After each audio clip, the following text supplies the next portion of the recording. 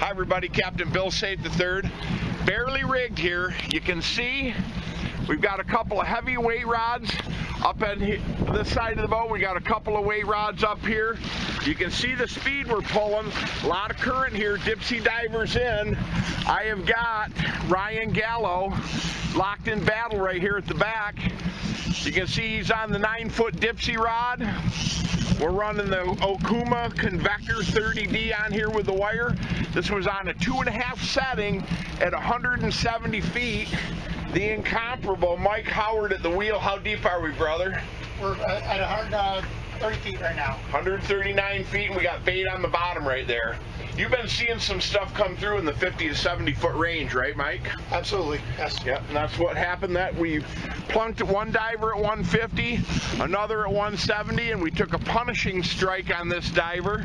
I'm not sure what we've got, whether it's a trout or a big brown, but he hit that thing pretty good. Nice and easy on him, Ren. How's he feeling? He's fighting pretty good. Fighting pretty good. Right in. He's a dandy, brother. I can tell you right now. I can see the distance between his back fin and his dorsal, and he's a good trout. Mike, slow her down just a little bit. Nice and easy on him. See what we got this big jump on. He is a tanker, man. Wow. Wind down, keep the pressure on him. Now when we get close to that dipsy, wind down one more time. Stop winding. Raise your rod tip. You got to back way up in the boat to get him close. You're going to go way to the center. Follow the fish right here, Rock. Got it. Fish. Got Raise it. your rod tip, son. Raise your rod tip. Raise your rod tip. Raise your rod tip. Ooh. Keep your rod tip high. Wind a little bit for me. Here we go, Ryan. We're going to come in with this guy right here. Look at the size of this giant lake trout. Wow. He is an absolute dude. Keep your rod tip way high in the air. I'm going to show you a couple things here, everybody, on this guy. This is classic 170 on the Dipsy diver. Let's take a look at the terminal end of this right here. Check this out right here, guys. That is the Bill Saiff Outdoor Original Hulk Fly. That thing's fantastic. And here is a flasher that's responsible for more big fish than I can care to even think about. That's the Pro-Trol lighted flasher. This strobes LED. When you drop this in the water and it makes contact with the electrodes, that little LED light starts to pulse in there. And of course that Pro-Trol flasher comes with the E-chip. But then what we do is we drop that green ladder back down the center of that flasher, and that turns a basic silver herringbone flasher into what we refer to as the Dragon. And there's the Hulk fly. If you don't think the Hulk and the Chiquita and the Moon Eye account for big fish, come on right in here, buddy. Look at the size of that big trout. Way to do it, young man. Thank you. That was perfect, perfectly played. Great job on that. Let's get this thing wet again and we'll catch another. The incomparable Rock coming up on the top. It's going to be a king or a brown Rocky or a steelhead. I can't tell. Step over here, honey. Move over into this hole. Keep them coming just like that. Good fish. Good fish coming right in. He hammered, Mike. He hammered the, mark that in for me too, enter. He hammered the blue dolphin set at 35 feet. Good, just like that. Steady pressure. Right in the middle. Just keep winding. Good job. Step to your right now, Rock. Step into here. Keep winding quickly. Quickly. I don't want him to sense any change in pressure. Keep him coming. Wind. Big steelhead. Big steelhead. Back up, honey. Back up. And I got him. Oh, man. What a smashing fish. Step right over to the side here, Ryan. Look at this big steelhead. Beautiful, beautiful fish. And look at this right here. I'm going to flip him. Raise your rod tip. Raise your rod tip in the air. Let's get him out. He came right out there. If you'd done anything wrong, Rock, he'd have been gone. There's the blue dolphin right there, everybody. That is Brian Swartz's favorite lure. He loves that one. It's been off the last couple weeks, but I decided to put it into the mix today at 35 feet because when we left Henderson Harbor this morning in the Eastern Basin, the plan of attack was to search the top 50 feet and see if we could not only find browns, but also have the potential for steelheads. A little bit to the right here, Mike. Let's get that fish out of the deck and we'll take a look at him here. Man, look at this guy. What a gorgeous, gorgeous piece of chrome. That is just what the doctor ordered. How was the fight, my dear? It's pretty good. It's pretty tough. At one point you were like, I don't think he's there. He's charging the boat. No, yeah. You know? He was coming right towards me. I thought I lost him. Yeah, he is an absolute dandy right there. My buddy Mike Howard is keeping us into plenty of fish by circling the Rod and Reel Junior back over the top of active icons. Callie Loveland and Ryan Gallo, they're landing a mix of both lake trout and brown trout, many of these fish coming on weighted rods trolled from planer boards. Let's take a look right now at how we weight planer board rods to make them an effective technique for catching fish in the upper water column. That we're putting 8 feet in front of the bait. Up here we've got a 1 1/4, and here we've got a 5/8, so we're pretty close to 2 ounces of weight. Right here we're running a 15-pound test fluorocarbon tippet back 8 feet to that bait, and that's what's getting that down in that top 20 feet. We know that those fish are going to frequent that because the surface temperature here is 56 degrees today. We dropped a probe on the number 3 rigger, and by 55 feet, it was well into the low 40s. So we know that that upper region has got to hold fish because from a temperature standpoint, that's correct. So how are we getting down there today? Beaded chain weights, dipsy divers, and down riggers. All 3 techniques work. Okay, all right, there we go right there. Step all the way to your left, honey. That's where the hole is. Good fish right here. I think he pounded the slider is what I think happened there, Mike. That's why you thought he was gone. Big steelhead. He's on the slider. Come here, Ryan. Take this. Quick, quick, quick. Take that. Follow the action. Nice and easy, honey. Stay right with him, okay? Stay right. Wind down. Keep out of that wire. Keep winding quickly. Quickly. Watch that spoon on your father. Okay, wind, wind, wind. Back up, back up, back up, back up, back up. Got him. All right. Keep the rod high. Now let's show everybody what happened here. We're having an incredible day. 4 different species, 4 different techniques. Now we just went to 4 different species, 5 different techniques, because what we've done, let's have a look right here. I'll show you what's going on with this. Here, let me get this spoon right out here. Just follow me, Ryan. This one is a chartreuse glow stingray. Let me get that out of the net and we'll show you what's going on. Here's our bottom bait. That's what we call the Magic Man. That's the Stingray Deuce scum line. So we've put that on the bottom, but what we've done here is we've got a free slider that is fishing. Come on right in here, Rock. Come on right in here and hold that spoon for me. So here's the free slider on 6 or 7 feet of line, and here we've got that chartreuse stingray with the glow strike, and that's fishing over the top of it.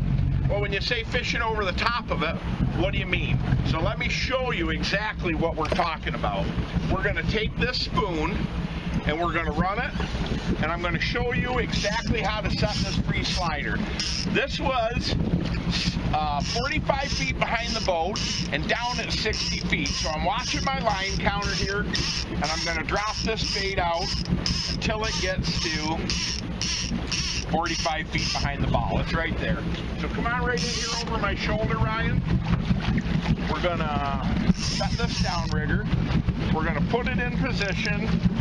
The rigger's already up. We're going to bring our Scotty up so that the weight's just above the surface of the water. Once it's above the surface of the water, we put a loop in the line. We bring this in. We clip it into the Black's release. We lower it. And now we're going to run this bait down until it hits that 60-foot mark. So we're letting it down right now. The nice thing about these Scotties is they're extremely fast. Once we're at 60 feet, which we're at right now, we'll level the line off, and we're going to engage the rod, and we're going to bring this rod back into the boat until we can actually grab the line with our bare hand. Now what we're going to do is we're going to take that snap clip, and we're going to put it over the main fishing line, and we're going to now close we've got it. That strung in position. We've got that spoon in our hand. We're going to drop this spoon in the water, and we're going to let it float back under pressure. We move the rod tip out to the side, the spoon flows out into position, and now it goes down the line. Now the question you're probably asking yourself is, how far does it go down the line? Well, here's where physics comes into play. You're trolling forward in the water column under pressure. So the line from the rod tip goes like this. The boat's putting pressure against the line, and it comes down to the downrigger. So when you put a free slider on, it's going to go to approximately 50% of the depth. It's going to go to that billow in that line. And what actually happened on that fish was that the rod took the strike. Everybody was looking at it, but it didn't pop. The reason it didn't is that Steelhead picked up the free slider, and he was running down the line until he got pressure at the release. Then the rod pops, that lure slides down until it butts up against the bottom lure, and now you've got the fish on. It's entirely possible, if the fishing is fast, to take a fish on the free slider, take a fish on the bottom bait, and actually have two fish on the same rod. That's how a free slider works. About a 12 to 15 foot leader. So when we get them in close, we got to back up a long ways. The thing that's critical here is whenever we're fighting a king and we're working amongst ourselves or with the customers, at any point we say, give us the rod, put it right in our hands, because we're in a situation of extremis and we got to fix things. Now he's coming in here. Let me get the net. Now we got to watch him, Mike, because he's hot right now. He's really green. He hasn't played out yet. So we got to be careful of this guy. I'm just getting a look at him right now. Come on right over the shoulder here, Callie. Who's on the wheel? Ryan, stand to the side so Rocky can see. It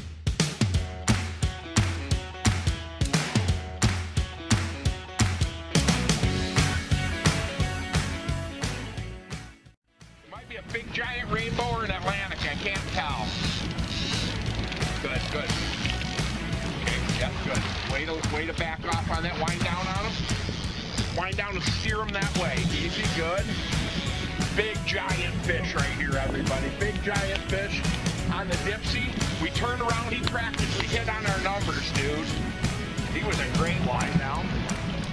Good, just like that. It's a king. It's a king for sure. Easy on him. Okay. Wind down. Let's steer him back to the right if we can. Rocky, turn me to the right.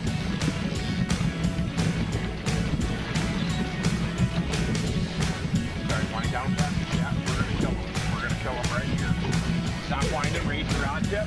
Easy on him, back up. High rod, neutral, rock, black to the middle, neutral, back up, Mike, raise your rod. Beautiful king. I'm gonna bring him in right here and flip him just a second, buddy. Yep, get that rod high. Nice king right there. Beautiful king.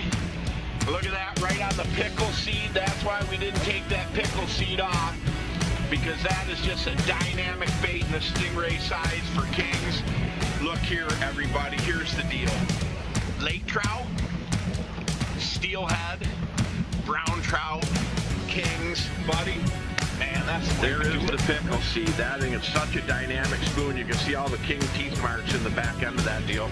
But let's take a look at this king. He is just a dandy. Mike Howard, at one point, he was just slaying that rod, and I saw you reach over there and back the drag out so he'd burn out again. Pretty awesome. That was definitely a nice catch. Very green. Yeah, you called it. I mean, we just talked about moving him up. Took about less than 30 seconds.